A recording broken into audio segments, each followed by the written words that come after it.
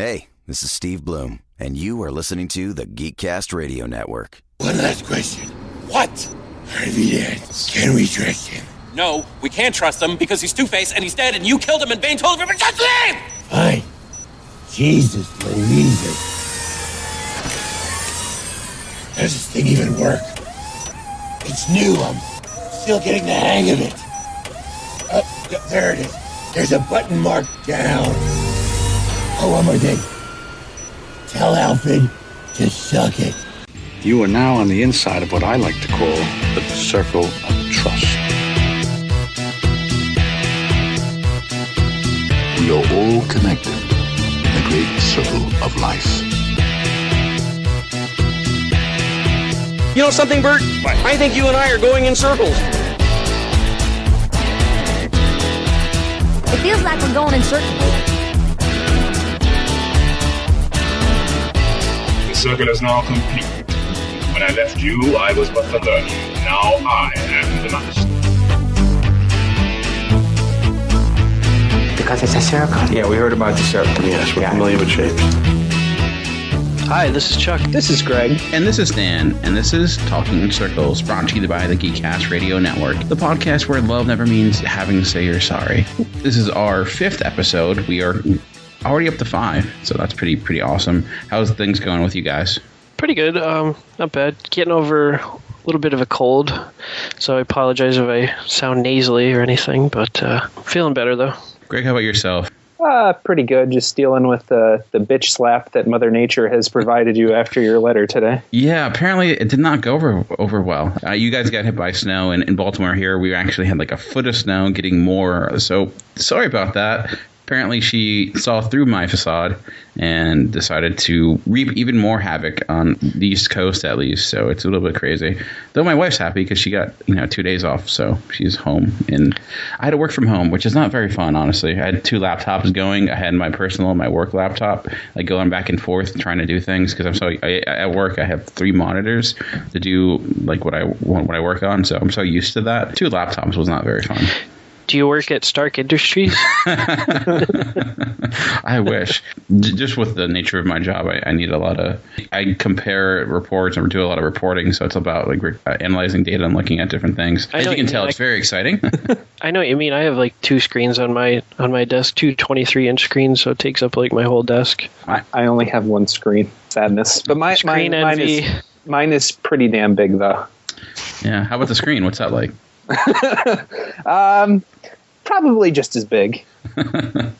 Impressive. Anyways, for those joining us for the first time or those return visitors, this is Talking in Circles, like I mentioned, part of the Geekcast Radio Network. We're a podcast a little bit about everything. We'll start with what we've been doing recently, watching, listening to, all that good stuff. And then, based on popular demand, we're bringing back an early fan favorite, actually, which is fact or fiction, where we'll be giving out different statements to each other and determining if those statements are in fact, again, saying that twice in a row, and or fiction. I say that because right before this, my wife was listening to the podcast, and it was the first episode. Listens? She does. Wow. Yeah. Does she glare at the screen when she listens to us like she does in real life? No. She thought she enjoyed it, but the one line, I'm like, you realize you said fact and back together, and I'm like, yeah, I noticed, and I just did it again. So anyways, about repeating mistake, a little bit behind the curtain there. Anyways, so like I said, we'll be talking about what we've been watching recently, and I think Chuck, you'll kick us off. So anything exciting going on in your land of geekdom? Oh yeah, lots of stuff as always. First off, I kind of wanted to thank everybody for all the likes on Facebook. That was pretty impressive for the first week. I also wanted to point out that something I noticed about our picture, our Talking in Circles logo, and that's how the heads go from left to right in order of decreasing facial hair. I just thought I'd put Dan in the middle, all right? That wasn't my plan. I did notice that as well, though. Just thought that was worth pointing out. Yeah. But one of the big things I watched this week was the movie Lone Survivor. Oh, nice. This, for anybody that doesn't know, it's a true story. We know that because there's words at the beginning. Telltale sign. But and at the end. Yes, at the end too. This is a survival story of a Navy SEAL. It's a story of a Navy SEAL operation in Afghanistan from 2005. There was obviously a lone survivor. His name was Marcus Luttrell. They were targeting a member of the Taliban, and while they were there kind of hiding out, they get discovered by some goat herders and basically step on them, like run right into them, and it kind of runs them, right smack into a moral dilemma. Do they kind of let them go and risk compromising their mission and even their lives, or do they take them captive or even kill them? And they end up actually doing the right thing. I mean, they let them go. Because of this, they know what's coming. The reason they have to make this choice is because they have like zero communications. So they're kind of forced into it. So now that they know what's coming, the movie just kind of takes off from there. And it's got some really intense fight scenes. I mean, you really feel like you're there. You're on the edge of your seat the whole time. You feel every bullet hit. You feel every bone-crushing hit, as they fall down this like rock slope. It was just so tension-grabbing. The thing I noticed, too, is just how tough and how much punishment that these Navy SEALs can take. Like, I mean, these guys are taking like 3 or 4 bullets. They're rolling down a cliff. They're bashing their heads off of trees and snapping their backs over rocks and stuff. And they just kind of get their bearings, they regroup a little bit, and they just keep fighting. And it's just incredible how tough they are. I don't want to give too much else away, but I would highly recommend this movie. If you're on the fence about it, I would definitely say give it a look. There was also a 60-minute special that was done in this story a while back, and I did get a chance to see that too. And I mean, I gotta say that's very moving as well, very sad. That, this guy obviously has some survivor's guilt, wishes there was a way to get these guys back, and it's just one of those stories that you just say, like, wow, I can't even imagine myself going through this, but, you really feel for them on such a deep level. I would even recommend the 60-minute special if you can find it, but another thing that I noticed about the theatrical movie was it's pretty accurate to what Luttrell says happens, like in the 60-minute special. It was pretty remarkable how close that they got, most of the major points. The actors in this movie, like you have Mark Wahlberg, Ben Foster, Taylor Kitsch, Emil Hirsch. I mean, they look so much like the actual Navy SEALs that it's uncanny. And after seeing that, you kind of, I don't know, it just makes it feel even more realistic. I don't know, it's just unbelievable how much they look like them. Yeah, I did see Lone Survivor as well. I saw it, I don't know, about a month ago or so, but I don't know if I liked it as much. I did really like it. I did enjoy it. I think I even mentioned it to you because I thought it would be a movie you'd really like. But yeah, the action in that is rather intense, and especially those scenes where you see like they're literally falling down mountains, and even like on a stunt perspective, I'm like, how did they even accomplish that? Because like these guys are literally falling on mountain rocks and jagged edges, and it just hurt to watch. It was like, ow, that was brutal. Yeah, I was limping walking out of the theater. But I did like how they showed at the end. There's like a photo montage of like the men that were lost that day, like the wedding pictures and pictures of family and friends and kids and stuff. It was just really nice, like tribute to these guys, and I was really happy for their families that they got this, heroes tribute that they've deserved for so long. Yeah. I know there was some controversy with it, with some of the family members, like of one of the soldiers who's saying like they should kill them, and their family felt like that wasn't accurate to what their son. They didn't think their son would do something like that. But yeah, I mean, you never know. It's hard to really judge in that situation. It reminded me somewhat of Black Hawk Down in that way, where it's a really crappy situation where it's really brutal in that aspect. So yeah, definitely. And I do want to mention too, like, I think this is an important point, but you see in the 60-minute special that the Afghan villager that he kind of encounters and, gets help from, he actually still stays in contact with him to this day, and they're really close friends. And it was really cool that he was kind of following this ancient code of honor to help this basically stranger that came into their village. It really helped this guy when he didn't have to at all, put his own life at risk. And I think it's kind of a wake-up call for some of the people out there as far as like, hating an entire country. I mean, there are great people, there are noble people in every culture, and really think that we need to remember that. Yeah, definitely. But yeah, a great movie all around. Definitely recommend it. Not for the faint of heart, though, that's for sure. Yeah. Oh, you've been watching anything else? Yeah, I did finally catch up on Agents of S.H.I.E.L.D. Ooh, brave soul. Yeah, I was behind by like 2 episodes, and I went back and watched those 2, the last of which was the Stan Lee cameo. Oh. I gotta say, it was pretty classic Stan Lee, pretty standard cameo for him. Very short, very funny, kind of doing something funny on the side, so very interesting. But I think it's great that he does these little cameos. I mean, we should be celebrating this guy's creative mind. I mean, none of this really would be possible without him, so kudos to him, definitely. Yeah, I mean, I hope to God I'm at half the energy level he is when I get older, because he's, in his 90s or so? And yeah, he's in his 90s. I think he's about 91 or something, yeah. Man, he's still going, so you got to give him credit for that. Yeah, definitely. But, I mean, the rest of the episode was pretty cool. In both of these episodes, there's actually pretty big comic book character reveal, and I want to talk about it really bad, but I can't because I can't give the spoilers out. But who is it, Chuck? Who? The one is really obvious because they actually show the superhero name like on the screen, and I think a lot of people kind of saw it coming anyway, or heard about it at least. Still definitely cool. Super stoked to see where that leads. But the other reveal in the episode before that, it was a little more unexpected. And you kind of have to know your Marvel stuff, so to speak. I kind of had a theory, but I actually had to look it up because I really wasn't sure what I was seeing. Those of you who saw it and know what I'm talking about, you probably enjoyed that too. It was Squirrel Girl, wasn't it? Yeah, he ruined it, Greg. He ruined it. It was Thanos. Sorry, everybody.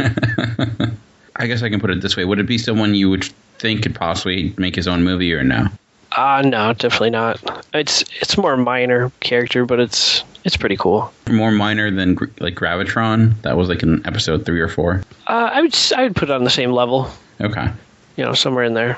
Maybe a hair higher. I don't know. If anybody saw it and didn't get who it was, because they never really explain it, just kind of Google that episode, or look up the kid's name, which is Donnie. I'm sure to find something on Google there, but everything comes up Donnie Osmond. Gets traumatized for life. He's like, I didn't know I was on S.H.I.E.L.D. Oh. But yeah, good episodes. I mean, they're definitely answering those criticisms that of having no superheroes, like Greg aptly mentioned in the one episode. Those who gave up on the show, I would say stick with it, and it does get a little bit more exciting and even satisfying, I might say. So, also, if you want to remember, Dan, you mentioned Gravitron appeared in like the 2nd or 3rd episode or whatever. From what I've kind of been reading, we haven't really seen the last of him.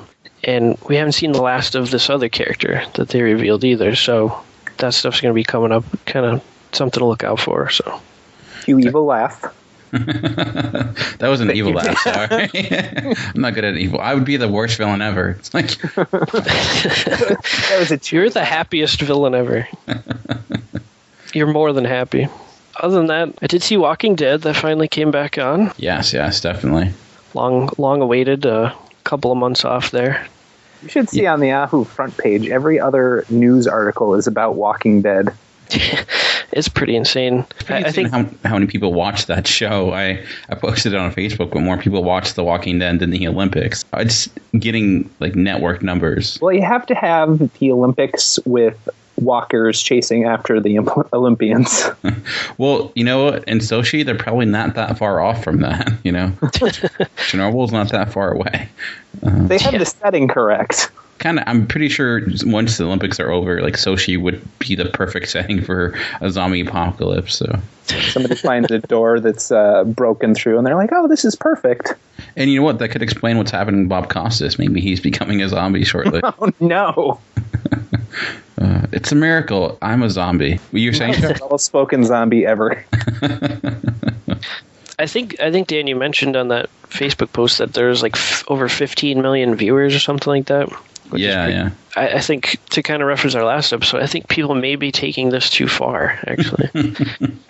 But apparently, if people don't get their zombie fix, they actually turn into the undead. So with the bath salts. So I don't want to give away any spoilers or anything because somebody hasn't watched any this season. Greg, sorry, didn't mean to. Write that in the comments as well. How dare you? Bring it on. I mean, by the time this episode airs, there's going to be like 2 episodes out, but I think we can kind of strain our brains to remember the first one. I don't think there's anything too crazy, except Carl kind of giving a half-assed attempt to grow up, which I spent like half the episode wanting to reach into the TV and like smack the kid, but he's on the right track now, I think. So yeah, I'm caught up as well, and it's funny because I'm reading that comic right now too, and I'm a little. I kind of go back and forth. Sometimes I'm ahead in the comic, sometimes I'm ahead in the show. Right now, I'm a little bit ahead in the comic, and this episode very much mirrors like what the comic did. They very rarely do exactly the same thing. I mean, sometimes they do similar things, but the time is off. Like, there's a certain aspect with a telephone that is done in both, but it's done a lot differently. And this episode is similar to what happens with Carl in the book and how he is forced to, like you said, grow up a little bit. And I did think it was a suspenseful episode, and I thought I kind of like where it's going right now. I think you're going to get more of the zombie aspect, and I think maybe increase a little bit of the scope of the show and to kind of see this world a little bit more and make it more of a survival show. Because I figure, like, I think with the last season with them in the prison. They're in a prison? How far back? Damn it, Dad! Oh, that sucks. And there are zombies? What? Crazy. Rick was in the hospital? What the hell? You kind of lost that. It became like, man versus man in a way, which was fun, but I'm looking forward to getting back to like zombies being the key thing they kind of have to get over and surviving. So I think we're going to get that for the next few episodes. So I'm excited for that. I think there's something to be said about Michonne's tracking skills. Yeah. That was pretty impressive. Yeah. I did like the fact that you get a little bit more of her character, and she's kind of getting fleshed out even more. Yeah, that was pretty cool. Nice use of words, Dan. Fleshed out. Describing a zombie show. Anything else, Chuck? One real quick tidbit I wanted to add. Really excited to hear today that Arrow was officially picked up for a third season next fall, which is fantastic. I kind of knew that anyway, but it's official now. So, and puts in applaud noise. Definitely excited about that. And that actually pretty much segues into what I'm about to talk about. I finally sat down and started watching Arrow season 1 because it's on Netflix. Greg, have you checked out Arrow at all? Just what they have on Netflix. I'm a Netflix slave. Yeah. So have you seen all season 1? Yes. Okay. If I remember it, that's another issue. Yeah, we've learned that. So I'm watching it, and I'm actually watching it with my wife because it's a show we both kind of like, and I'm enjoying it. I do think it gets better as the season goes on. There are certain things that bug me. Like, I really wish at times the script writers would find a dictionary for certain things, because it's like there's a thing called The Device. I'm like, why can't you come up with a better name than The Device? Or it's like The Happening or the or whatever. It's just like The Nozzle. Were these just put in here and you were gonna like replace with a better word later and you never did it? And it's funny too, because there are moments when they're kind of have like relationship things going on, and when there's music playing, Carol, my wife, who watches some other CW shows, she's like, that's the same music they use for all CW shows. I'm like, I can tell. Apparently they just have a running loop of like songs they use for love scenes. But I mean, I do like it. I do feel at times like this is what they would want to do if they had a Batman show. He does come off very Batman-like with his like ninja skills, and he can kind of like, he'll disappear when people are talking to him. He's got a rough voice that he like, I'm Batman, I'm Arrow. Well, at least he has like a voice changer, so it legitimizes it a little bit. But like I said, it gets better as it goes on. At the beginning, he's trying to be too cool a little bit too much, like with the parkour and the badassness. But parkour.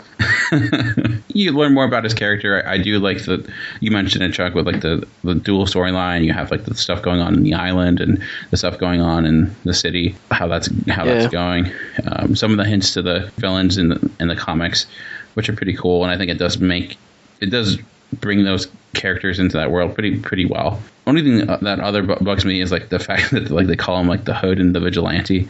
Again, I'm just like, but I guess they're kind of growing into other stuff. And it reminds me of Smallville when they just called him the Blur, which I always hated too. Yeah. But the Hood always reminds me of that one Marvel villain. Whenever they say it. Don't know that one. Don't know that Crickets. villain. No. Well, there was a big thing going on with him a couple of years back, and he's kind of. Oh, the Hood. I think I meant the Vigilante. Yeah, I do know the Hood. I do like that character. Like he was like a part demon or something like that. Not to be confused with the Red Hood. Ooh, yes. I believe we know who that is. Anyways, so yeah, that bugged me a little bit. And there was something else I was going to say, but it just slipped my mind. I mean, the action's pretty solid for TV, and season finale did surprise me a little bit. I didn't expect them to go where they went in a way. I thought they would play it safe, but they didn't. So unfortunately, season 2 is not on Netflix, and it's not on Hulu yet either. So I'm gonna have to wait on that because I'm hearing like amazing things about season 2. Would you agree, Chuck, that season 2 is really good? Yeah, I would think so. I mean, I think it's probably a little step up from season 1, definitely.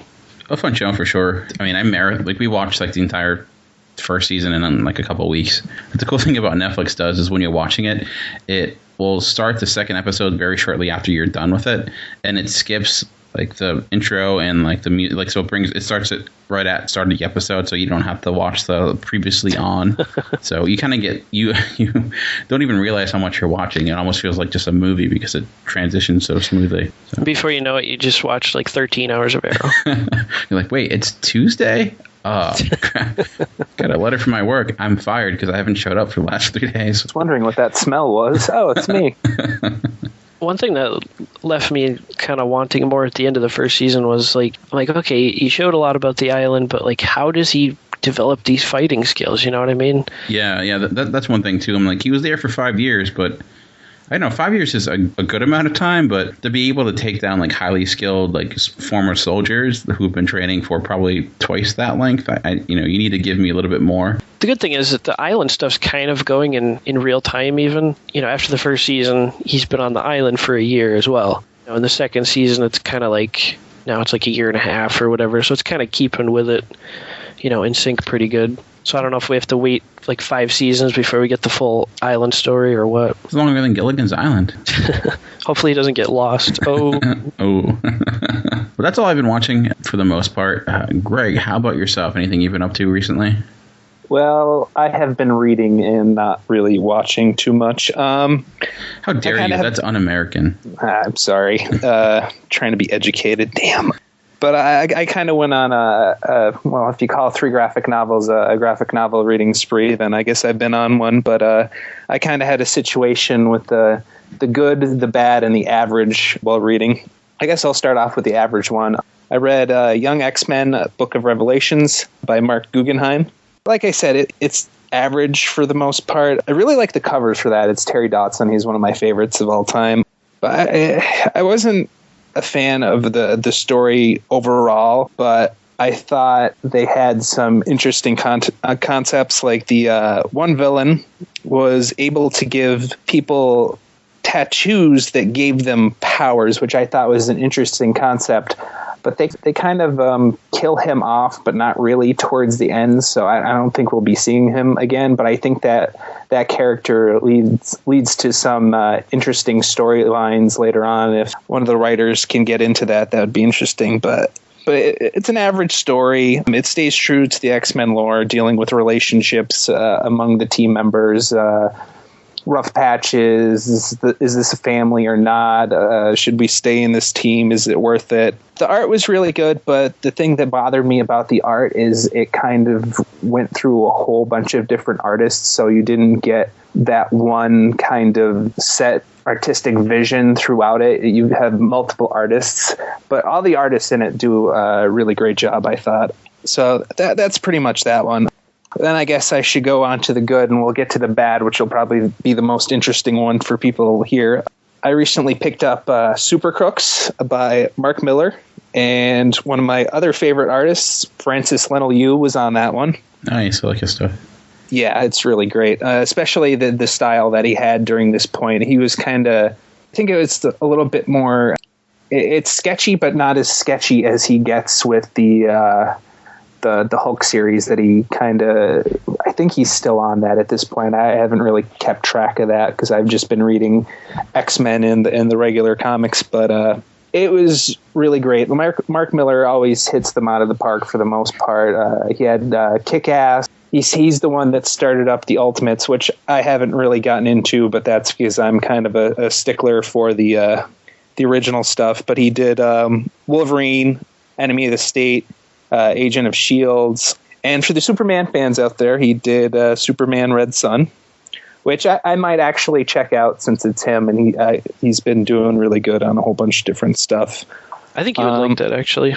Well, I'm more into the flawed characters, so if he's kind of getting flawed in that, I think that'd be interesting. Yeah, I would say so. If you read the intro to this book, there's an artist on it that's worked with Mark Biller before. He writes the intro, and his name is Brian Hitch. And I think he gives a really good description of the book. So if you're in a bookstore or something and just read the intro, and if you like how he described the intro, I think you'll really be into the book. He described it as kind of it's an Ocean's 11 with superpowers, and you're mostly going through the minds of this team of criminals that are trying to help out their one buddy who kind of gambles away a whole bunch of money and then owes even badder supervillains some money. And it's really interesting, the team relationship and how everything kind of comes together. And of course, Francis Lin-Yu is just amazing. But and there's a lot of what the fuck moments throughout the whole thing, like really good what the fuck moments, as opposed to the next one I'm going to talk about, which is the opposite type of what the fuck moment. There was one little thing in there that I thought was kind of funny. One of the characters' names is Walt Flanagan. And I'm not sure or not if that's a reference to the Walt Flanagan of comic book men fame on AMC, or the artist and the podcaster Walt Flanagan, who runs Jay and Silent Bob's Secret Stash. I'm not sure if that's a reference to him or not, but I thought that was kind of interesting. Pick up on that, but yeah, I thought it was super good. Like, I don't even know what to say about it. It was just that good, I thought. And what was it called again? It's called Super Crooks. And is that produced by Marvel or DC, or is that independent? I think it's Marvel, but on the spine it says Miller World, and on the back it says Miller World, and it's got Icon, but I've never really heard of Icon, but I may just be out of the loop since I'm mostly a Big Two reader. Every once in a while I'll go in a different direction with Dark Horse or Image, but I've never heard of Icon before. So I guess the question is then, what is the bad? The bad is Shauna the She-Devil, Survival of the Fittest. So essentially, Shauna the She-Devil, Survival of the Fittest is about these criminals that come in and take over this cruise ship, steal a whole bunch of money, and some of the money or the jewels belong to another criminal. And then a kraken comes out of frickin' nowhere. There's a whole bunch of stuff that happens in this book by happenstance. There's nothing really running the story but happenstance. Oh, all of a sudden a kraken comes out and destroys the cruise ship. Sounds like the last Pirates movie. Probably was even worse than that. I don't think I even saw the last Pirates movie. So the criminals get shipwrecked on their boat. The cruise ship just goes down completely. And so they're on land of Monster Island, and they're getting attacked by raptors. Then who should come along? Happenstance, Shauna the She-Devil. Jeff Goldblum. That would have been so much more awesome. No, a team up would have been awesome, because Shauna the She-Devil is quite attractive for a cartoon character. Lonely comic book writers, is that? Yeah, pretty much. The artist didn't do a good job drawing her either. So, but they get trapped on the island.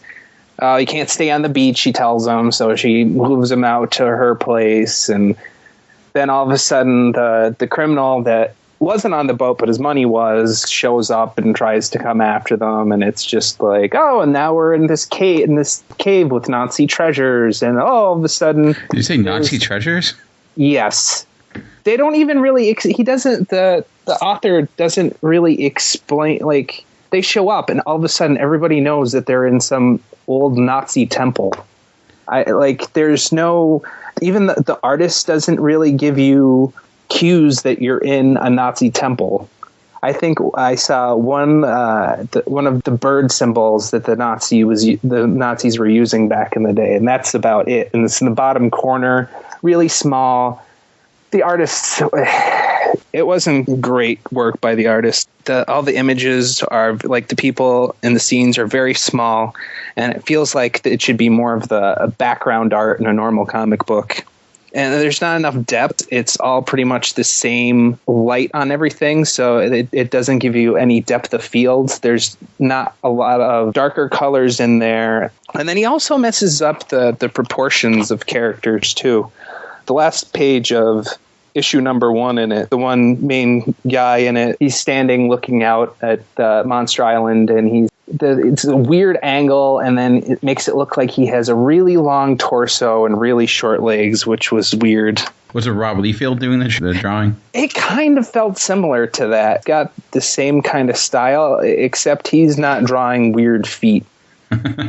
Or shoulder and there's not a lot of pouches. That look like 3 times bigger than their heads. No, there was ridiculously long hips. Nope. No weird chests, man chests like Captain America. There's none of that. But there wasn't a lot of those moments where he does that, but there's a couple that kind of throws you off. It's a subpar story that doesn't really have anything helping it along. Like I said, it's all happenstance. There's what the fuck moments, but it's the exact opposite of Super Crook what the fuck moments. Seriously, I was reading it and I felt bad I got it on sale for like $5, and I don't even think it was worth the $5, to be quite honest. From Comics on the Green? No, I got it at... How dare you? Every once in a while, if there's something that's good at BAM, I'll pick it up, but I usually try and support Dave at Comics on the Green. If you're ever traveling to Scranton, I definitely advise checking out Comics on the Green. You can't miss it because there's a gigantic Silver Surfer in the window. Yeah, and Dave inside is the nicest guy in the world, so he'll take care of you. Just go right up and ask him questions. He'll even say, "Hey guys, how's it going? Any questions, we're up here and ask." Yeah, I do miss that place down here in Baltimore. Anything else going on with you? I hear you have pretty big news for us. I have pretty big news if you're a comic book nerd. I feel kind of bad for announcing it because I kind of feel like my next door neighbors. One time they got a boat and they were out in front of their house in this boat it's more like a yacht. I'm sorry, it's a yacht. And the yacht is bigger than their house, and they're out standing in their boat just waving to cars as they pass by. They had their own personal parade? Or? Kind of, but it was a stationary parade. But I feel kind of a dick for announcing this. This summer I've gotten tickets for San Diego Comic Con. Applause right there. Very nice, very nice. So I was just kind of interested to know from Chuck and Dan about their kind of con experiences, and I was just wondering if you guys have a favorite con that you've gone to. Chuck, do you want to start, or why don't you start? I think all the cons I've gone to, you guys have gone to for the most part. The biggest one being New York Comic Con when we went to that one year. Also have gone to Baltimore Comic Con and some smaller ones. And Scranton Comic Con, which is probably the most notable out of all of them. Even San Diego Comic Con. Yeah, that's the biggest. That's the biggest by far. It's interesting. In some ways, I kind of like the Baltimore Comic Con. Obviously, nothing compared to San Diego, but I think it's a good Comic Con for like comic book fans because it is all comics. You don't have a lot of the fake celebrities like you would. Also in Philly, we went to Wizard World, another one we went to, which was probably the first con I went to. And that was an experience for sure. The first being like the first real one besides like Scranton Comic Con, which is basically just comics. What I liked about like Wizard World was just kind of going to that, getting great deals. Being my first con, I was very surprised by like the C-list celebrities that would show up, and sometimes bigger than that. One of the saddest things about Comic Cons often is like the wrestling alley, and just going back and seeing these like washed up wrestlers begging for autographs and stuff like that. It's at times it's just like, oh geez, it just looks depressing. Sometimes it's not too bad. Like Jerry the King Lawler was there. We saw him out on the street later that night, too. Yeah, I remember we went. Funny story. I remember we asked the people at the hotel because we wanted some place to go to, so they gave us directions, and it was myself, Greg, and Chuck, and our other friend Dan, and they gave us directions to a gay bar. So it's like, oh, I guess we have that vibe. But on the way there, we passed Jerry the King Lawler. And like the entire cast of Battlestar Galactica. Yeah, Edward James Almost we saw walking through with his cheese grater face. Yeah. I had no idea who they were at that point. I still kind of don't, but I'm sure Battlestar Galactica fans are probably hating me right now. They just seem familiar from the con. But that was funny, and I know you're going to have a lot of kids saying "frack you, Dan, frack you," and I'll say I just don't understand. I know, Greg, you have a funny moment from that when a certain Star Wars celebrity had a little bit of a mishap. Oh my God, I felt bad for the guy, but then later on, I think it came back to kick me in the butt. We were there kind of on the like as soon as it opened, and I think they were still kind of setting up a little bit, and Peter Mayhew was there, and he was getting his seat set up and everything, and he's a tall man, and he was putting down a seat for himself, and he kind of fumbled with it. I think he was having problems. I think he's having issues now that he's older, and being that tall, I think he's got a lot of arthritis issues, but I'm not sure about that. But he set up his chair, and he kind of slipped and fell out of it. He seemed kind of embarrassed about that, but he got up and he like slammed the chair down with quite a force, and eventually mentally handicapped person came over, and I think they kind of made it worse, but I don't think the person knew that they might have been making him feel worse about the situation, because the mentally handicapped guy was like, are you all right? Are you all right? And he kept asking him about 5 times. And I think Peter was kind of getting a little upset over that.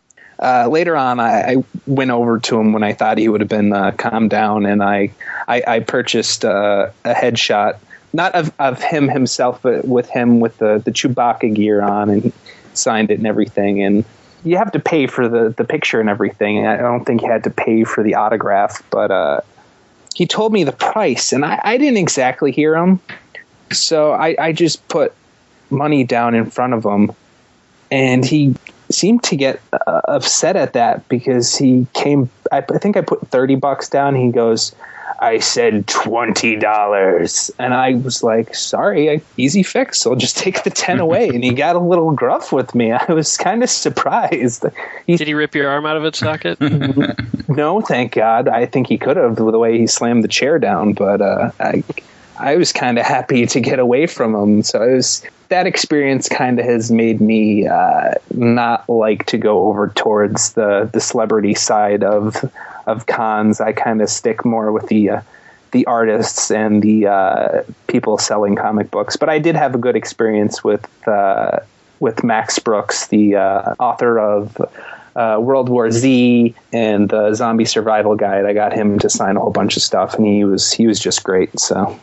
Yeah, I remember that too, and it was weird because that was before World War Z was even, I guess, not even that popular, because I was there with you, and there was like no line there. We were just there was one guy in front of me, and that was about it. And I kind of stood there and talked with him a little bit, and I told him that I loved his work, and I told him that I loved his father's work too, because his father is Mel Brooks, the famous comedian and director, who has a shit ton of movies out there that are just great. Highly recommend all of them. He's just a brilliant man. Yeah, and speaking of like talking, I guess this isn't a celebrity, but at Scramacon Comic Con, they had the printer guy who worked on, he's one of the most infamous printers. I can't think of his name at the moment, but he worked on one of my favorite books, which is Exiles, and I had a very long conversation with him about the process of comics and how that works and his job, and it was just kind of impromptu, just because it's a small place and it wasn't that busy at that time. Again, apparently we like getting there early, because I think we were some of the first people there, and that was kind of cool. When we went to New York Comic Con, that was fun. We went there on the Sunday, so it wasn't as busy, but it got crazy near the end, and then you're still swimming through people there, though. Yeah, and then the funniest part of that is after the day, we're finally heading home, and we parked in the parking garage, and we're thinking, all right, should we go to the bathroom before we leave? Like, no, we'll just go before. That was Chuck mostly thinking about going to the bathroom. I felt bad for the poor guy. Yeah. Sorry, Chuck. I think I made the brilliant said, no, we're just gonna stop at a place to eat really quickly, so might as well just wait. Yeah, and it's only like 10 minutes away or something. Yeah, and we get in our car. No, sorry, before we get there, we get in the elevator. It's myself, Greg, Chuck, Chuck's friend, coworker, and his wife. And suddenly we're like going up the elevator, and it stops completely. It's stuck. I don't even think we made it up one or two flights, and we're stuck there, not moving. at all. And the wife of Chuck's friend is starting to kind of freak out a little bit, getting a little bit crazy. And it's a little bit of a tense situation because you're stuck in an elevator, kind of like, being stuck in a closet. R. Kelly can relate, but it's a very long time. We're in there for, I guess, an hour and a half. We all pick our pee corners like you should in those moments. In order to try to calm her down, I started talking about, I don't even remember what I was saying, but I talked about how I was stuck in an elevator all the time. And I just made up this story about being stuck in an elevator and how she believed you. She believed everything you said. Yeah, it was just about how it's okay. Noises would happen, and I would just explain oh no, this is what Eventually, it got better once they got there and they opened the door, and it was funny because the guys, they saw all of our Comic Con stuff, so they started making fun of us. I forget exactly what they said, but they asked if they should contact Commissioner Gordon for us. Yeah. And I had my Superman shirt on, so they're like, "Well, why didn't you just pry the door open?" I'm like, I don't know. Yeah, and eventually... It's funny, though, because we were stuck between the third and fourth floor, and they were actually on the fourth floor looking down at us. So if you can imagine it, our elevator doors are finally opened, and there's this space along the top that's maybe 2 feet high, and they're all squatting down looking at us down in this elevator. Yeah, for a while all we saw were his feet and legs. Yeah, they had to drop this ladder down in, and we had to climb up this ladder and crawl at this little tiny hole in the top. It was a really unique experience. Pretty crazy. Yeah. It's your first time in New York. You had to call in the fire department to save us. And then it's funny because the guy who comes in to bring us out is just a huge guy, and we're all worried. He slams down into the elevator too. Jumps in and it starts moving back and forth, and I guess she's freaking out. Yeah. But that was fun. So that was that adventure. But I do like Comic Cons. I'm like you, Greg. I'm not too huge on the whole celebrity stuff. It doesn't really bother me. I think the cool thing about when we went to New York Comic Con, since it was on a Sunday, was that the celebrity lines were so low, there's no one there. And yeah. Was it Elisha Dushku was hanging out with her boyfriend Rich Fox, who's just gigantic basketball star, and she looks so tiny next to him. He's such a small. Yeah, she looked tiny next to us too. Yeah. She was. I kind of stared a little bit. I must admit, she is gorgeous. Yeah, so I think we skipped over Chuck trying to get out of that talking. So talking Chuck, a little bit much, but yeah, that's some of my memories. How about you, Chuck? What about you and Comic Cons? I'm kind of more Comic Cons for me. I'm going after stuff to add to my stash, honestly. I'm looking for deals, trades, single issues, hardcovers, stuff like that. I mean, I do get into the artists and writers a little bit. Actually, Baltimore was one of my favorites. Just like you said, because it's mostly comics, and I found a ton of good deals there, single issues that I was looking for, and trades and stuff. And the cool thing was I did get to meet Jim Starlin, who is obviously the creator of Thanos, and he wrote the Infinity Gauntlet and a bunch of other Infinity related stuff and Thanos stuff. I intended to bring a copy of Infinity Gauntlet with me, and I forgot it, so I kind of had to buy a cheap one there. But it worked out because it was actually in better condition than the one I owned. I got him to autograph that. That was a really cool experience, just talking to him, and he was kind of funny because he's like... that too.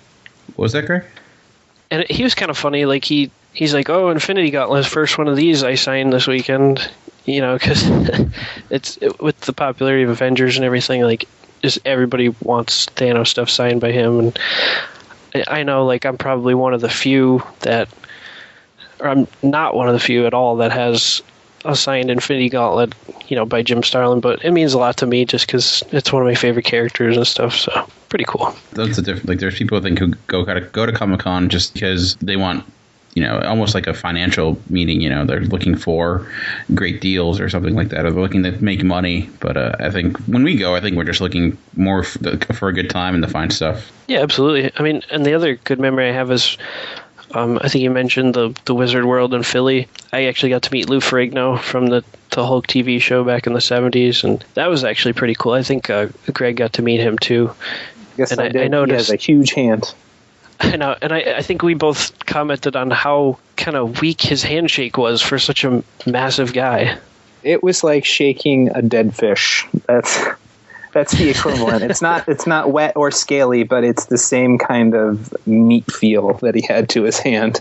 Yeah, I think we both might have, but I know I got a Polaroid with him. He still uses Polaroids, but yeah, I have one too. We should scan those in and put those on Facebook or something on our Facebook page. Yeah, I mean, it's cool because it prints out immediately and then he signs the bottom of it. So it's like if you took it with a digital camera, obviously you can't get it signed or something. And so he could have had a little digital printer back there that have those kind of things. Yeah, true. We'll need to write him a letter and let him next episode. Dear Lou Frigno, please buy this. I think the amusing part too is like the costumes that people wear. Like some of them are just funny. I mean, it's hilarious. Oh, speaking of hilarious, I'm at Baltimore Comic Con. Oh God. Well, I get like a train wreck. Oh yeah, this was like you said. Some of the costumes are like impressive. It's just cool to see what people are doing. If anyone saw Comic Book Men, they actually did an episode about Baltimore Comic Con, and that's when we were there. I actually got to meet them, and I walked past right by Walt at one point. I turned and I looked at him, and I was like trying to come up with his name, and he's looking at me like, please do not say it. Just let me pass by. He looked so scared that I was going to say something. He was trying to do the Jedi mind trick on you. I think so. And you'd see like some of the Comic Cons, like there was a guy dressed up as one of the Na'vi from Avatar, and that was incredible and some of the impressive.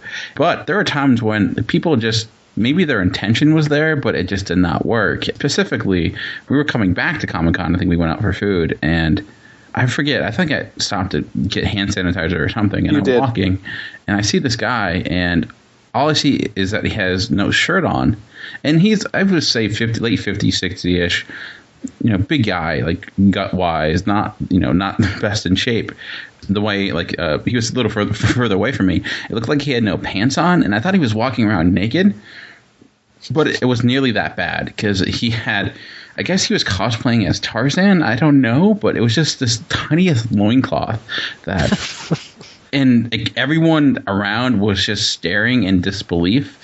And taking pictures as well. Yeah. Everyone was staring, but it was kind of that half stare where they're looking like half away, like they don't want them to see that they're staring.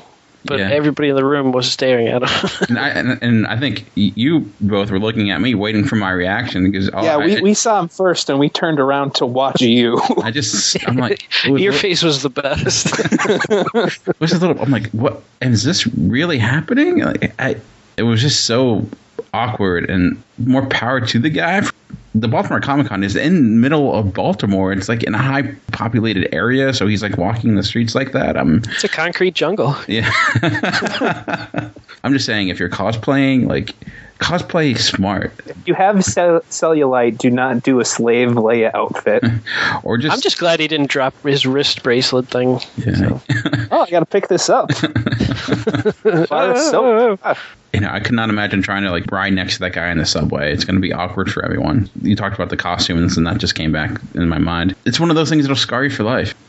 Well, I think you guys answered most of my questions that I had about cons and stuff. And I know Chuck kind of answered this one, but I'm kind of interested to hear your answer, Dan. What was your favorite pickup from a convention? I know Chuck's was the Jim Starlin signature. Oh, geez. I've never really got anything signed, really. Well, it doesn't have to be anything signed. It could be like you picked up a graphic novel or something like that. I guess at Baltimore Comic Con, one thing I picked up and kind of got into was the Irredeemable line, which is, I think, Mark Millar as well. And for those that don't know, it's like if Superman went bad, because of Baltimore Comic Con, I got into that. It's not anything amazing, but usually when I go, I'm just looking for really cheap graphic novels. Oh, I did pick up the entire Batman Nightfall collection and graphic novel for $5. So nice. That was pretty sweet. So, but yeah, nothing impressive. That's cool, man. I guess I did get the Comic Book Men comic book signed limited edition Baltimore Comic Con version of it, signed by all the different people. And it was funny too because I was watching that episode of Comic Book Men, and they were talking about how awkward it is because they don't know what to say to people, and I don't know what to say in those situations either. So I was like, I had my Giant shirt on, and Walt Flanagan's like, "Oh, you think they're going to win today?" It's like, "Oh, I don't know, maybe." You a fan? He's like, "Nope." and that's when the conversation ended. It was like, Ming was really friendly though, but it was just. He always seems very friendly. I never know what to say to those people either. Like that's why I stay away from the artists and stuff for the most part, because I just don't want to stand there awkwardly. I have no idea what to talk about. I think they're kind of used to it though, because nerds, geeks, we're not the most socially outgoing people in the world. Yeah, I know I'm not. In real life, I'm very quiet if I don't know you or anything like that.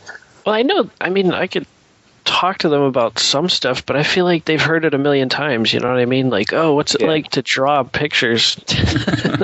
You know, like, I don't know. Thanos, huh? That's pretty cool, right? Like, yeah. I mean, at least with Starlin, I kind of asked him what his favorite Thanos story was, and I think he said it was like, the Death of Captain Marvel story and some of that stuff, and the Thanos Quest book. So that was pretty cool. Nice. You any other questions for us, Greg? No, I think I didn't even really have to ask him. I think just starting off with what was your favorite con? You guys went off running, so that was great. I think you got them all. So I guess, Greg, what about you? Have you been? You've been to San Diego before, correct? Yeah, I only got the 1-day pass, and to be quite honest, it's not really my favorite con because I got aggravated partway through that first trip to San Diego. I went with my boss. And he kind of paid everything. He's the nicest boss in the world. He will take us on trips every once in a while. As his employees, he'll take us on trips. But we went out, and the security there were just a bunch of assholes. Like, it was my first time, and I was like, oh, the lines are huge wherever you go. The lines are huge. I just was like, oh, the T-shirt line, the line for the T-shirts for the Comic Con itself. That line's short. So I walk up, and I didn't even notice this fat Jabba the Hutt looking son of a bitch that was holding up a sign that apparently said that the end of the line was over against a wall like 50 yards away. I did not notice this sign. I didn't know why he was there. He was busy chatting with his one buddy, and I go to get in line. This son of a bitch puts his fat, chubby finger into the center of my chest and gets all up in my face about it and goes, the line starts over there. And like, he's being a complete dickhead the entire time to me. And I just like sitting there just seething and just wanting to punch him in the face. But it was so super early that I'm like, can't leave yet. You've got a commission in with Humberto Ramos. You have to pick that up later. Do not punch this fat son of a bitch in the face. So I just walked away. I didn't even line up for T-shirts. The line was actually humongous. You have to hold it together because he could open up the trap door into the Rancor pit. So I was pretty much pissed off the entire time. So hopefully this next time I kind of know what's going on, and that you can't really sit down on the floor anywhere in the convention, or they'll throw a fit about that. So I think I might be a little bit more prepared, so I could have a little bit more fun this time. If you had a favorite Comic Con, like con that you've went to, which one would you say?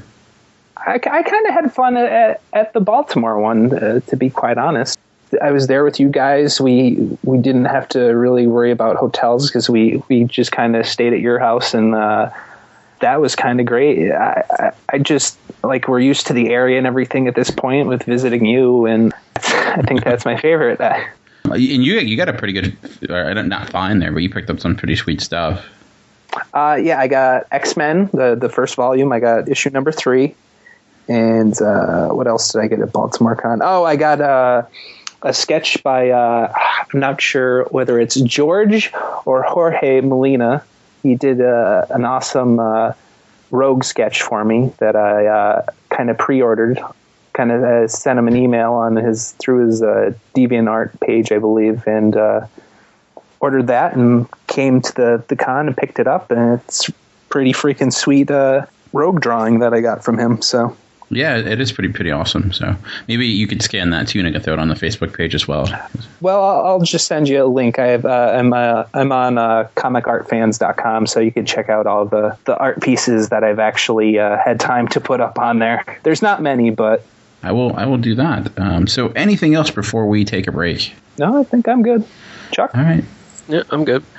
All right, so we're going to take a little bit of break here. When we come back, we have more fact or fiction for you. You fans demanded it, and we're here to serve. So we'll see you in a bit. Hello, pop culture connoisseurs. Do you gain a dark sense of peace when the guilty are punished by a violent vigilante? If so, maybe you should get some therapy, and then subscribe to Punisher Body Count, the net's best podcast concerning all things Frank Castle. I'm Dane Lamont. My co-host Jake Williams and I cover the good, the bad, and the hilarious on the Punisher comics, movies, and news. Do you like chummy co-host banter? We got that. You need to get your fucking you need to fucking pay attention to the fucking movie. You want kick-ass guest interviews? How about Mike Barron and Tom Jane? No, I like a little bit of grit in my cigar. You want carefully considered in-depth analysis? I mean, yeah, just won Best Picture at the Oscars yesterday. I mean, it's no Terminator. It was still, Good luck with that. Punisher Body Count, twice a month on Geekcast Radio. All right, and welcome back. And like I mentioned, we'll be doing our fact or fiction. And for those that aren't aware, fact or fiction is pretty self-explanatory. But basically what we'll be doing is we'll be giving each other statements, and we'll be determining if those statements are fact or if they are fiction. And these statements can go in a variety of different ways. We have some for each other, and really we don't know what we're going to be in store for, so it's kind of fun just getting some gut reactions. So Chuck, why don't you kick us off and go through your fact or fiction? Cool, yeah. I guess I'll start off with Dan. Fact or fiction? David Hasselhoff was a way better Nick Fury than Samuel L. Jackson. Oof, that's a tough one. They were so both memorable. I'm gonna go with fiction just because I think Samuel L. Jackson maybe had a little bit more, talent is the word I'm looking for, and maybe slightly, and wasn't David Hasselhoff. So that's probably the biggest thing going for him. So. Plus, he can stand up, so. And he doesn't have to rely on slow motion running, so.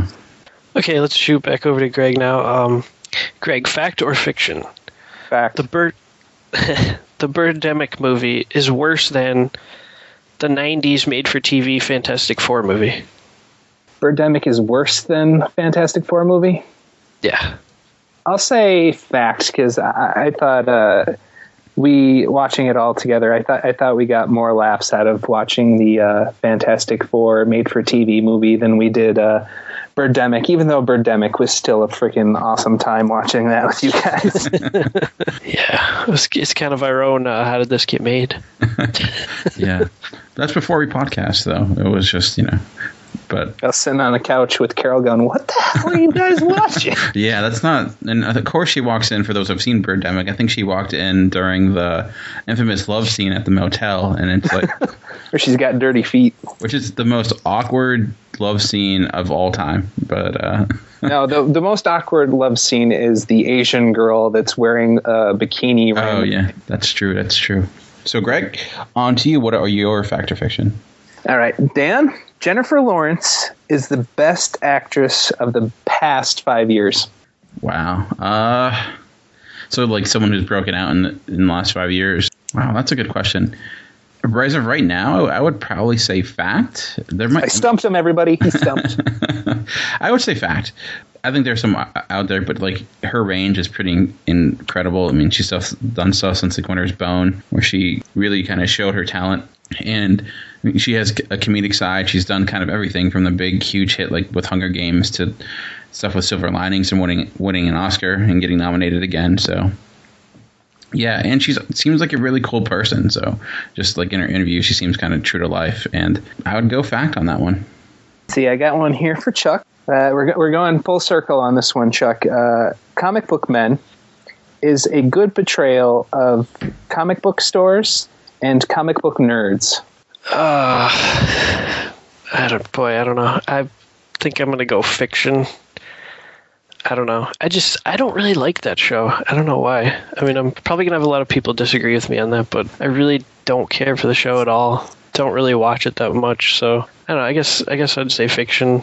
I think it's not an unfair treatment. I think there are some moments, but I What I can't stand about reality TV shows is when it's obviously staged and they're acting like these people are coming in with all this stuff and it's like a normal thing. It's like, oh, this isn't staged at all. They were just coming into the store. It's like that to me it annoys me. Which is, I do like the show to a certain extent, but it is pretty obvious it's not reality.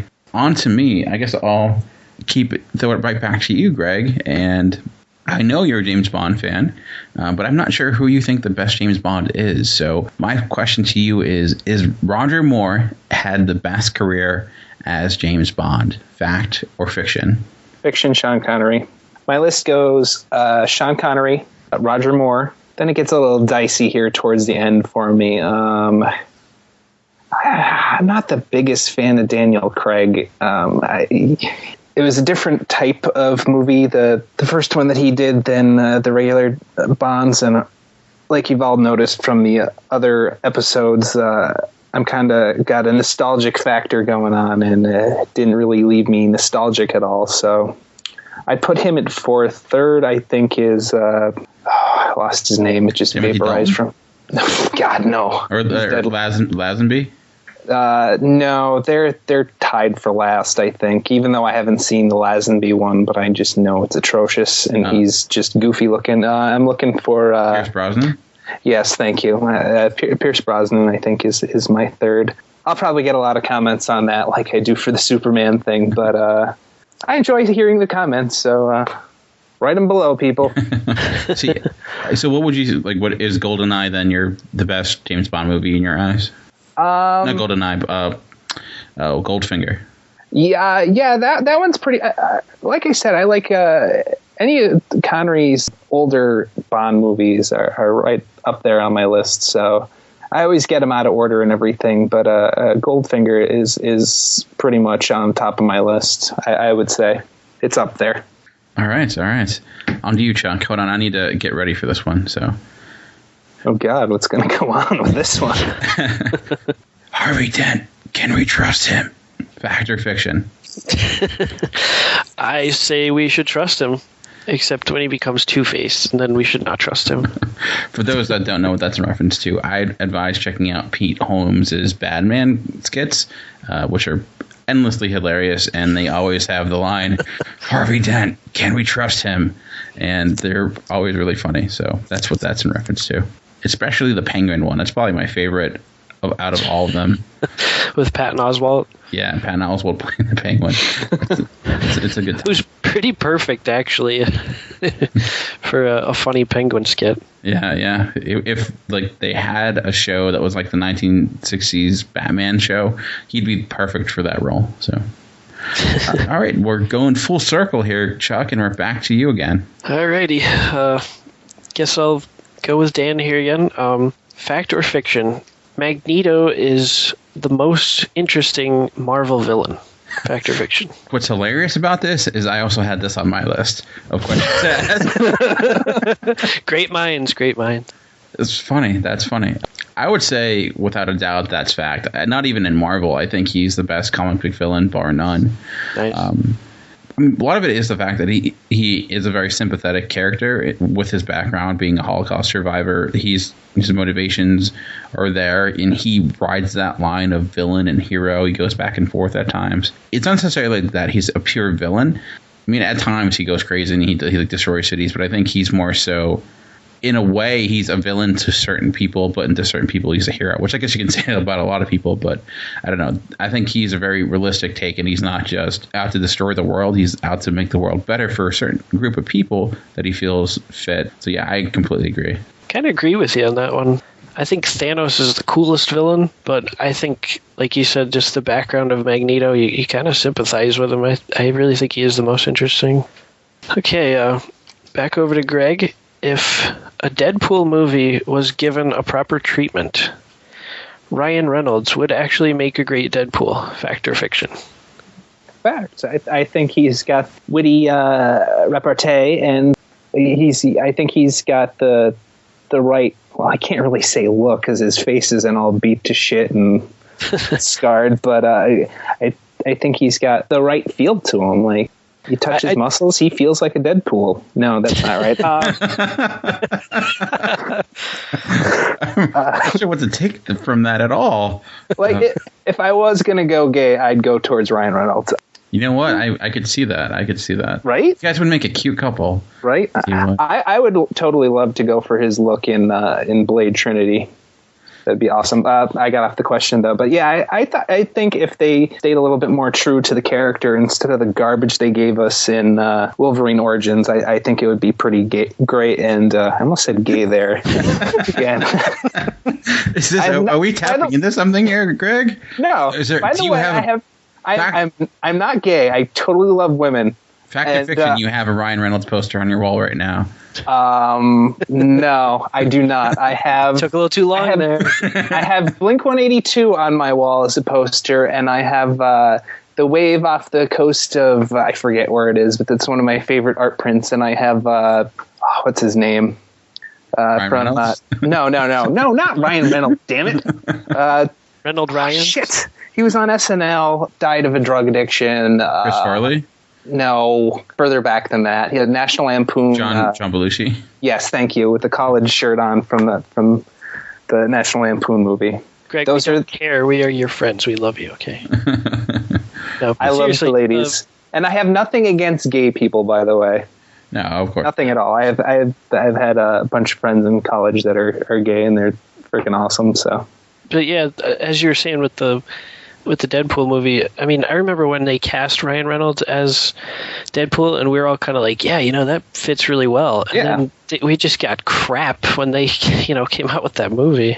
I remember seeing Wolverine Origins, walking out the theater, and I'm immediately texting Greg, I'm sorry, Greg. And I didn't see it at that point, I don't think, either. And I'm like, why? What's wrong? And I'm like, oh, you'll find out. I guess we're back to Greg. Yeah. All right. Well, I think we kind of covered this one talking to people in the comments, but I think it'd be great to discuss on the show. Dan, The Office is a great representative of how things are in Scranton. Oh, wow. That's a good question. Thank you. Only bring the best. I would say Fraction? No. Matt Fraction? I love him. He's great. Not in a gay way, though. Not in a gay way. I would say fact in the way that I do think like it is obviously like they're not shooting in Scranton or anything like that, but I do think that show gets into like small communities, and that's kind of what Scranton is about. And a lot of the references they have are to real Scranton stores and the decorations and stuff like that and whatnot. So I do think it's a decent representation. The pen I have right now was actually the pen that I have was actually on one of the episodes, even though you probably don't notice and they go over it really quick. It's from where I work. They had a pen in one of the seasons. Yeah. I mean, it's as much of a good representation as really any sitcom is for the city it takes place in. But I just think in the way that it tries to incorporate like real life, it's very keen on using real references and bringing in like real, like even decorations, like stuff that people who probably aren't from the area know, but there's like a Froggy 101 sticker, which is a radio station there. And so I do think it's as good as you could for that type of show. I mean, it all takes place in one location for the most part, but I don't know. That's one of my, I could also be biased because it's like one of my all-time favorite shows. And it's one of my favorite too, except for the last season kind of killed me. Yeah. The last episode was pretty awesome. Yeah. It's what's funny about the good thing about The Office is has put Scranton on the map. And now when I'm in, like, now that I'm outside of Scranton and I tell people where I am, it's like the number one thing people say. Like, oh, like from The Office, Scranton. I'm like, someone even said, like, I didn't even know that was a real city. I'm like, yeah, it was. I like it when people ask. I like when people ask if Dunder Mifflin actually exists in Scranton. Yeah, no, it does not. It's not a real place. What was really cool too is like after the last, I was kicking myself because I almost went to this, but I missed it. They did like a send off of the show, and like they're at the stadium, and then they like had a parade or something like that. Yeah, they went through the square in Scranton, the city square. And then that night, they went to like a ton of the local bars in Scranton. There's literally more bars per block than any other city in America. Bars and churches. Yeah. Literally, though, that's not even like a made-up thing. It was fact. Like, Scranton was known as... Fact or fiction? Fact. Scranton is the most hungover city in America. Friends of mine on Facebook were posting all these photos of, like, hanging out with the crew and stuff, and I was very jealous because, like, Jim and Pam, from the show were selling drinks and stuff like that, hanging out, and it was just like, I think they really did a lot to try to represent and like pay homage to the city. So, sorry, that was a really long-winded answer, but yeah. No, that's cool. I think I'm supposed to ask Chuck one now. John Romita Jr.'s art is as good as his dad's art. Oh, that is definitely fiction. I am not a fan of JRJ at all. I think I don't know if it's like his eyes and his noses, they're always like square, and it doesn't matter if it's a man or a woman or a child or anything. Like his faces just look the same, and I don't know. I guess it's just personal preference, but I just don't like it. I would probably much prefer his father. That's what I figured you were going for, but I had to ask anyway. I thought it'd be good to hear because I've heard you talk about that many a times.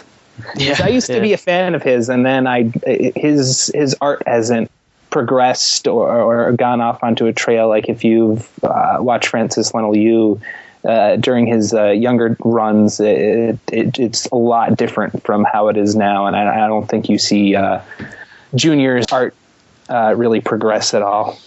All right, so it is back to me. I will start with Chuck. Home Improvement is the best family sitcom of the 1990s. Fact or fiction? That would be fact for me. And anyway, I think it's like a family show, but it's more geared towards the guys, which is kind of cool because you don't have to sit through any boring or soapy or mushy kind of family shows. It's more like the guy. It's the man's family show. So I kind of disagree with that a little bit, though, Chuck, because anytime there's an argument whatsoever, it always skewed towards his wife a lot more than Tim. Even if he was in the right, he was always wrong anyway. And that kind of bugged me a little bit. Like, I know it goes back and forth, right and wrong. Women, of course, are right about a lot of stuff, but so are guys. And I that kind of aggravated me a little bit for the show. I think it added to the comedy, though, because it was just kind of like how he dealt with that, and just he would get lost in his projects and just completely screw them up so badly that it was comical.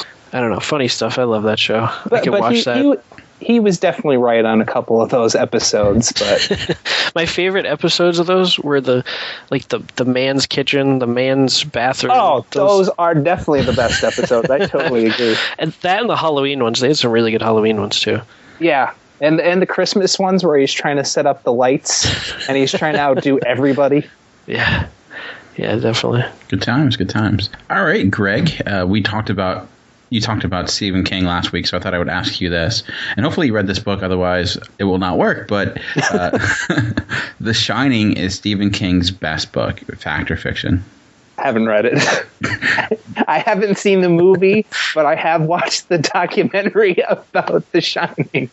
Yeah, The Room 238. I think it's 7 or something, but I've watched the documentary and I enjoyed that a lot, but I have not read the book. I have not actually seen the movie, but watched the documentary and that, so I can't really answer that for you, Dan. So what would you say is your favorite Stephen King book? Well, I've only read this one so far, and I still haven't completed it because I'm like, I have to read stuff for the show. I have to read stuff for the podcast. So it's still sitting here. I still have a couple stories left, and I'm like, I want to finish this so I can go on to something else. Alrighty. Well, the more you know, I guess. Yeah. So sorry, Dan. That's all right. I was like, I think he talked about it last week, and I figured that might happen, but that's all right. Anyways, all right, Chuck. Well, I'll bring it back to you. I'll start with you, Dan. I was going to save this one till later, but I want to make sure I get it in here. Fact or fiction? X-Men First Class was better than X2, X-Men United. Oh, man. I've gone back and forth with this so many times in my head. I'm kind of a dork when it comes to lists, and I literally chart my top 100 favorite films almost every year. When it comes to these two, I'm like, which one's better? And at the end of the day, I do think that X-Men First Class is an overall better film. I think it's just the complete package. I think the acting is a little bit better. There's more characters to it, and I think the fact that like X2 becomes more really Wolverine's movie for a big portion of it, but I think X-Men First Class with the relationship between Xavier and Magneto, that really makes it like a little bit more, and has probably the best. Talking about cameo, it's one of the best Wolverine cameos of all time. Yeah. So I would say fact that X-Men First Class is better than X2, but it's by a hair. So I know I would tend to agree with you, but it is really close because I remember when X2 came out and that was just awesome, and it was such a step up from the first X-Men movie, and even like right from that opening sequence with Nightcrawler in the White House, that was freaking awesome. I think what kills X2 is that, not kills it, but it set itself up so well for the sequel, and then what happened. So it's just I'm curious. I'm curious as to what Greg thinks about that. Oh, I like First Class. I actually at this point, as you guys are talking, I'm like, I should really rewatch X2 because I forget a majority of it, but that's not unusual for me because my memory is so terrible. It's mostly like Stryker trying to kind of take over Cerebro and kill the mutants. Yeah, isn't that with what's his name? Brian Cox. Yeah. Thank you. Definitely First Class. I'm not even going to give an explanation. I'm just going to say First Class. Alrighty. Cool. Okay, toss it back over to Greg. Fact or fiction? Assassin's Creed is the best video game in the last 10 years. Fiction. Really? Yes. I do enjoy Assassin's Creed. I think it's gorgeous animation in there. And I love the history aspect of it because I'm a big history fan. If I didn't go for my BFA, I was going to go for history major. Weird thing about that is, I'm going off tangent, sorry. I love art. I love history. Took an art history class. Was total garbage at it. I agree because I took one as well, and it sucks. Oh, it's atrocious. But anyway, back to the topic at hand. My favorite of last, like, probably of all time. I love Skyrim, Elder Scrolls. This last one, well, they just came out with the online version, but the one before that, because I didn't get that one. I just love it. It's so expansive. I love the first-person RPG. There's so much stuff to do in it. The scenery is gorgeous. That just blows my mind. I love those type of games. I love Skyrim. I love Fallout 3. I love Fallout New Vegas. So those are my favorite type of games. They're all from Bethesda games, too, so see where my allegiance lies. I know, like, some of my favorite times, like, with video games are just kind of playing Star Wars Battlefront 2 with you guys, just, with the split screen, and that's a really fun game to play in a group. But, we did that a lot at Dan's place in Baltimore back in the day. We haven't done it lately, though. We should do that again. We always talk about it, but... Part of the fact is that I can't keep controllers not breaking, so it's like you come down. Stop throwing them up against the wall, Dan. We know you get frustrated. Well, the thing is, like, I don't even play video games that much anymore. It's funny because, like, I am like the video game version of the movie fans I hate, like the ones that just like watch Transformers movies and that's it. Because I pretty much play like Madden, and that's about it. Like, I play some other things. I played like State of Decay, which was this like zombie survival game, which was pretty fun, but.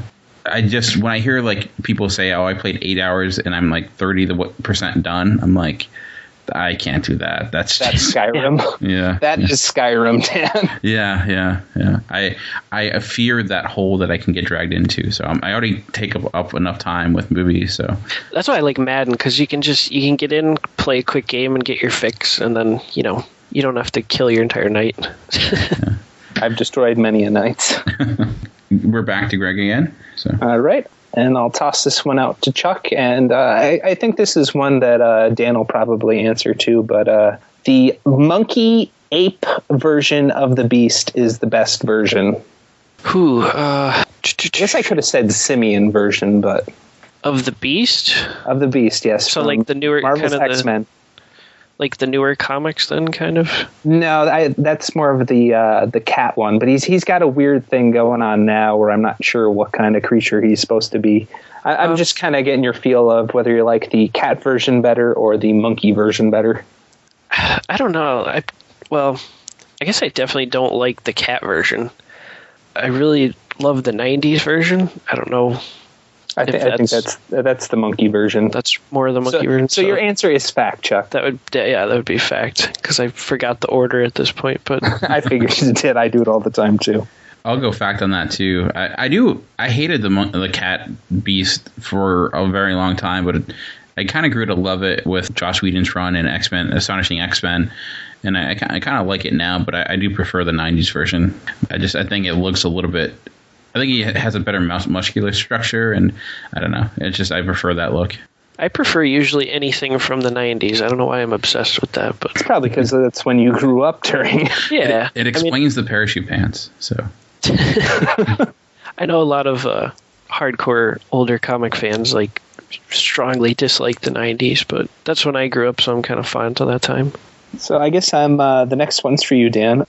And it kind of, you kind of asked Chuck a question that's from the same kind of thing, but Christian Bale is the best Batman. No, I'll say fiction. I think Michael Keaton has the best Batman. I agree. I think Christian Bale is the best Bruce Wayne, but I think Michael Keaton had the better look, and I think he was more, I don't know, I prefer him. I think his character was a little bit more dynamic, while Bale's is really primal and fits those movies. I just don't think there's a lot of dimensions to his Batman compared to Keaton's. Craig, can I jump in on this one? You can jump in on whatever you want, Chuck. This is going to be an off-the-wall answer, but I think Kevin Conroy is the best Batman ever. Ooh. I like that answer. I don't know. His voice is just so iconic. I don't know. Whenever I see Batman, I hear that voice, and it's synonymous to me. It's always right there when I think of Batman. So do you also think of Mark Hamill with the Joker as well? Oh, absolutely. Oh yeah, his Joker's awesome. Obviously, he wasn't the first person to voice Joker, but I think he's kind of become the standard for it by far. So, and actually, I don't know if a lot of people know this too, but he actually voiced the Hobgoblin in the Spider-Man animated series too, which is a really similar voice. So it is back to me. Start with Chuck here. Sylvester Stallone had a better action career than Arnold Schwarzenegger. Fact or fiction? Ooh. I guess that depends on your definition of better, but I would have to say fact. Just because I'm pretty big Stallone fan, not crazy about a lot of Schwarzenegger's movies. I did like the Terminator movies, and Predator was pretty good.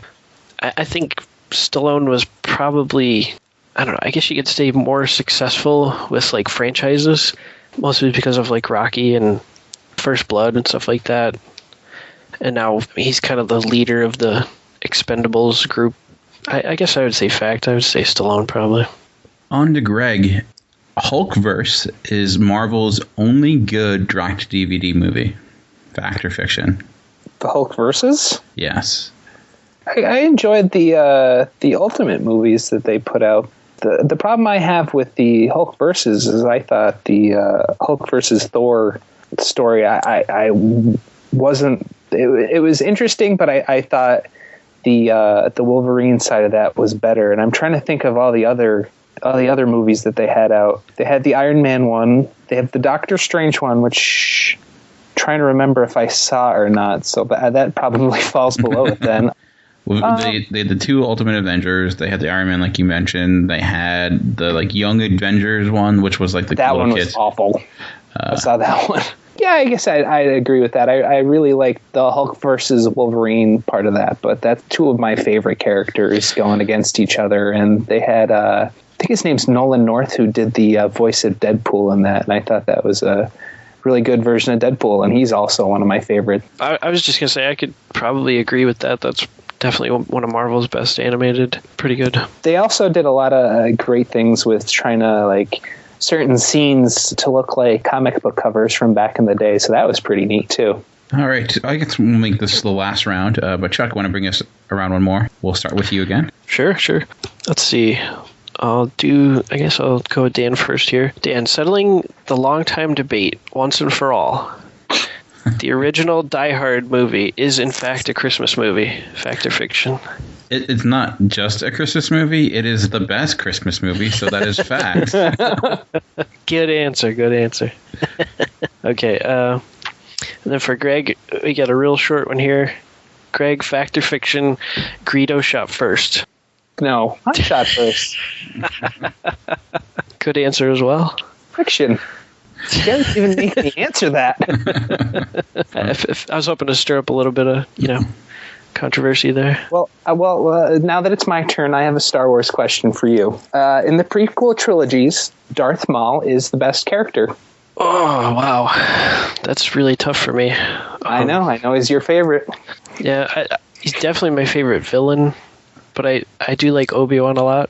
But I'm just saying, of the prequel trilogies, would you consider him a different character now that it's a different actor playing him? Because I'll let you answer with Obi-Wan. I just want to... Yeah, I mean, I like the younger Obi-Wan slightly more. I'm probably going to get some comments on this, too. There's going to be a lot of comments about a lot of things, I think. I know I'm a young 28-year-old whippersnapper. I'm not, not appreciative of the older Star Wars, but I don't know. I like the younger Obi-Wan, but it's really close. I guess I haven't given an answer yet, but I'm going to have to say fact that Darth Maul is the coolest. I just love that character. I think they killed him off way too early, and they could have done a lot more with him. I know in the comics they kind of attached some mechanical legs to him, and they kind of brought him back a little bit, and the whole recurring theme of like mechanical limbs being reattached to Star Wars characters, I thought they could have done that in the movies, but that would have been a cool rematch to see, the more aged Obi-Wan from Episode 3 to kind of face off against Darth Maul. But well, I have his origin story here if you ever want to read it. It's a novel, though. I know you're not too into novels, but I have his origin story if you ever want to read that. Yeah, I do have a kind of his origins, not an origin story, but like a backstory that's in like trade form. This is more of a novel. It's the kind of the origin of Darth Sidious as well. So yeah, I like pictures. It's a double whammy. So. You're pretty. They're so colorful. All right. Well, I guess I'll leap over here to Dan. I just thought of this one, Dan. I was like running out of ones for you for some reason. Not thinking about me enough in the shower, I guess, huh? No, sorry. That all goes to Chuck. Sorry. And Ryan Reynolds, it's hard to split them up. So. I swear to God, I am not gay. All right. But my question for you is, Carol glares at you a lot while listening to this podcast. No, Loves Carol. For those that don't know, Carol's my wife, and she does listen. But no, I think she actually enjoys it. She finds it funny. So she was laughing, so that's a good thing. So nothing yet, but who knows? Who knows? My favorite, though, is when I'm with you and Carol, and I will say something completely ridiculous and kind of perverted. You will laugh at it, and then she will hit you. She won't hit me. She'll hit you for laughing at it. So, my favorite parts of hanging out with both of you is when that situation happens. That's not Dan's favorite part. Greg likes to get me abused. I see. Sorry. I just think it's funny. All right, so it's my turn. Let's see here. I'm going to steal one. We actually got one from a fan on our Facebook page, and you can find us on Facebook if you search Talking in Circles GCRN. But he asked, fact or fiction, Dawn of the Dead is the best zombie movie ever. And I know, Greg, you haven't seen that, so I'll twist it a little bit and ask, fact or fiction, the remake of Dawn of the Dead is the best zombie movie in the last 10 years. 10, 20 years. I'm going to say a fiction. Dawn of the Dead, Land of the Dead, the remakes, and all this other stuff. I get them confused a lot because there's just so many zombie stories that end with dead. But I think I'm going to go a zombie movie that's even more recent and just kind of a little bit more out of its genre. I'm going to go for it since it's got one of my favorite comedians of all time. And I think from that, most of the people are already picking up on what I'm laying down here. But I'm going to go with Zombieland. I thought it was pretty damn funny. Great cameo in there by one of my favorite comedians of all time. It was just funny movie. Jesse Eisenberg was really good, and I'll give him a lot of props since we were kind of shitting on him a little bit last week. But I think that was a really great movie, and you kind of get a crush on Emma Stone a little bit from that movie. So yes, I'm a big Emma Stone fan, so I agree there. Zombieland's a hard one to beat. That one's really fun. To answer Connor Murphy's question, I have seen the original Dawn of the Dead, and I don't know if it's the best zombie movie ever. I don't know if I'm qualified enough to say that, but I will say it's probably like my favorite. You have a podcast, Dan. You are qualified to give whatever answer you want. I will say though, out of like the classic zombie films, it's probably my favorite. I do like that more than Night of the Living Dead. I do think it's the one that's probably the most important because it kind of launched really zombies to another level. So I think you kind of have to respect it on that level. But plus big props to Romero because he is the zombie god. Even though I didn't pick one of his movies, he is a zombie god right there. Yeah. He really redefined what it was to be a zombie, and then it's kind of picked up from there. I mean, we wouldn't have, like we talked about early in the episode, to bring it back, Walking Dead would not exist without Dawn of the Dead. On a different spectrum, I'll go to Chuck now. A little bit more of a humorous one, at least I hope so. Fact or fiction, Tom Brady is still looking for a high five. That's fact, actually. I saw he was in this golf tournament recently, and there was this really awkward photo taken where he was trying to high five a guy on the green, and the other guy was trying to fist bump him. And they snapped the picture at the perfect time, and it was just like, Brady still cannot get a high five. It's like it's almost March, and he still can't find one. So yeah, pretty funny stuff. Escapades of Tom Brady. And for those who are maybe not sports fans, I just advise YouTubing Tom Brady and high fives, and you'll see many failed attempts of getting a high five while playing football. So, all right, so I think that'll do it for Fact or Fiction for this week. But if you want to listen to our episode, each week we like to end each episode with a letter. Last week I had a letter to Mother Nature, and that one failed horribly. As I said, we've had a foot of snow here today, so you incurred her wrath, flipping you off. Yeah, apparently she saw through my facade. But this week we were lucky enough to have Kyle Hall, who is a listener, maybe one of the few, but he sent us. Love you all, though. Yes. No matter how much you try and convince me that Superman is the greatest. He sent us an open letter. He said he was inspired by us, and he sent us a letter that I'm going to read now. But I wanted to make sure that I also mentioned his blog that he just recently started, and he's got some good stuff up there already for someone who's just starting out. You can find his stuff at unfocus-thoughts.blogspot.com, and I'll make sure to include that in the show notes as well. But basically, what Kyle did is he wrote us a letter. Wrote Marvel a letter. We're going to read it now, and basically, it kind of goes back to a little bit about what we've been talking about, but some good stuff here. Actually, a lot of great ideas. So here it goes. Marvel Studios, now that you have the motion picture rights back for Punisher, I would like to give you my unsolicited input on what the next Punisher film should be like. I'm a longtime reader of the Punisher. I started in the late 80s and have read up to the current series. I own all three of the movie adaptations and feel that none of them have captured what Punisher fans want to see. Each of the previous films have moments that work, but as a whole, they just don't capture the feel of the Punisher. I have one big suggestion. Watch Dredd.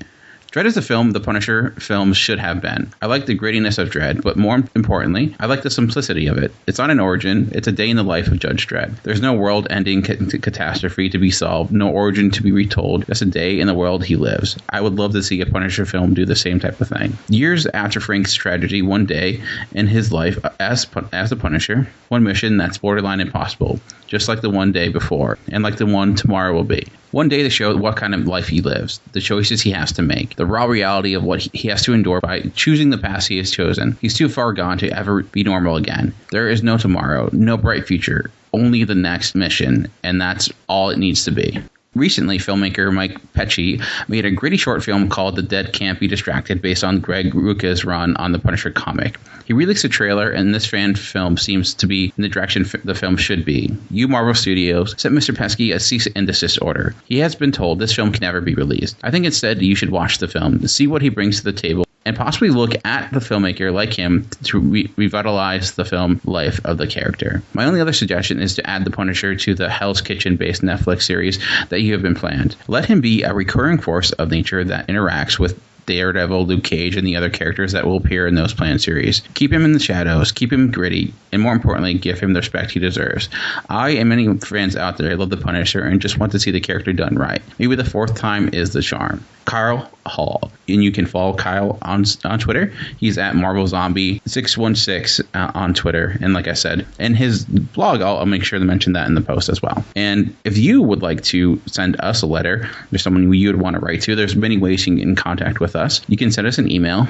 You can send us to talkingincircles@live.com. Also at feedback@geekcastradio.com. Just make sure that you indicate Talking in Circles in the show notes. You can follow us on Twitter. Talking in Circles now has a Twitter account. It is Talking N in Circles. That's TLANK N IN and Circles. I had to kind of abbreviate there because Talking in Circles is too long for one Twitter name. And we're also on Facebook, like I mentioned. If you search Talking in Circles GCRN, you'll be able to find us. Anything from you guys before we bring this show to an end? I wanted to say, great letter by Kyle. I would, it goes back to, I think we mentioned it maybe in the first episode, but that little YouTube short movie of the Punisher, Dirty Laundry. I'm curious to know if that's more of kind of what he's talking about, because that's just kind of a day in his life. He's going to the laundromat to do some laundry, and maybe if anybody hasn't checked that out, it's pretty interesting.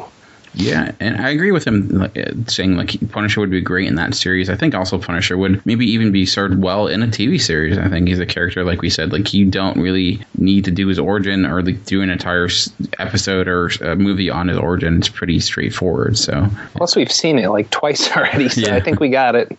Kyle there had a lot of great ideas, and I think he makes a lot of great points about the potential of that character.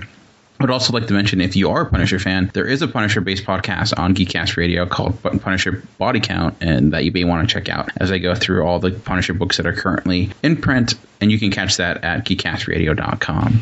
So, I just want to thank all those that have followed us on Twitter, liked us on Facebook, on all that great stuff. And if you haven't yet, we appreciate you if you could. And we're getting a lot of great feedback already, and we appreciate that. And leave us iTunes reviews, and that's a huge help for us. It helps us get us out there as quickly and as much as possible, and we appreciate the feedback. But for now, this has been Chuck. This has been Greg, or Ryan Reynolds. And this has been Dan, and we have been Talking in Circles. We'll see you next week. I was going